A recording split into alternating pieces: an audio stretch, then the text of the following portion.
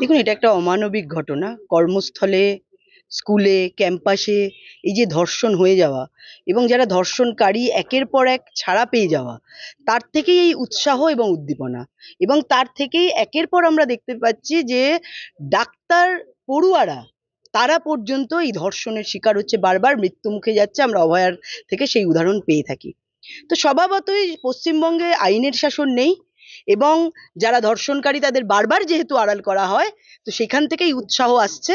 তো মায়েরা, বোনেদের আমরা আগ্রহ করব এখন থেকে এই বিষয়ে প্রত্যেকে আন্দোলন করা, নিজেদের জনমত তৈরি করা এবং যে বাংলার মেয়েকে চায় বলে যারা প্রচার করেছিল, সেই বাংলার মেয়েরা যে প্রতি ক্ষেত্রে, প্রতি জায়গায় ধর্ষিতা এবং খুন হয়ে যাচ্ছে, সেটা তার উৎকৃষ্ট প্রমাণ। আপনি মহিলা মোর্চার সভানেত্রী রাজ্যের, তো সেই ক্ষেত্রে দুর্গাপুরে কি যাবেন মহিলা মানে এই বিষয়টা? হ্যাঁ, নিশ্চয়ই আমি সেখানে যাব এবং আমরা বিভিন্ন জায়গায় যাই, আন্দোলন আমরা সংগঠিত করছি এবং আমরা অবশ্যই যাব। কারণ আমরা এই ধরনের যারা বারবার নিগৃহীত হচ্ছে, অপমানিত হচ্ছে, লাঞ্ছিত হচ্ছে, আমরা তাদের পাশে আছি সবসময়। অন্য রাজ্যে কি বার্তা যাবে, যারা পড়ুয়া অন্য রাজ্য থেকে এসছে এখানে পড়তে, তারা ধর্ষিত হচ্ছে, তারা খুন হচ্ছে?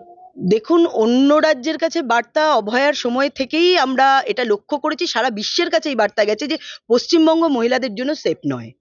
এবং একজন ডাক্তারি পড়ুয়া, একজন উকিল, তার ক্যাম্পাসে নার্স, তারা ধর্ষণ হচ্ছে, কোথাও খুন হচ্ছে।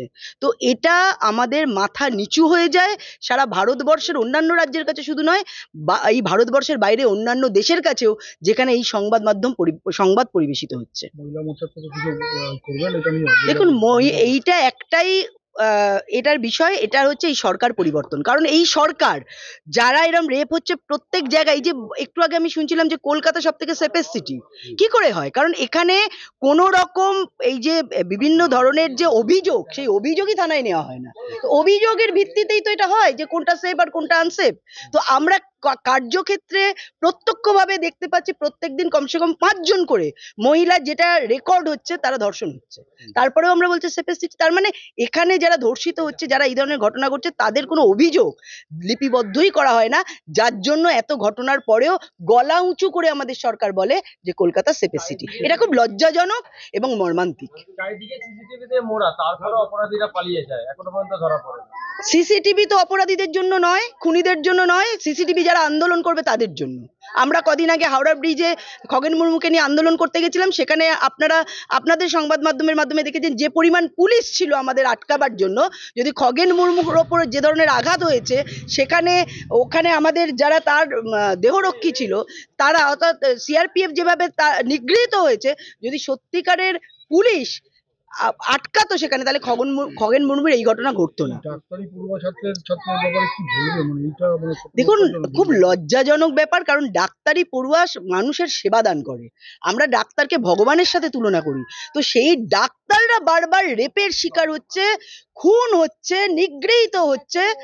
এটা, এই লজ্জা রাখার মতো জায়গা নেই।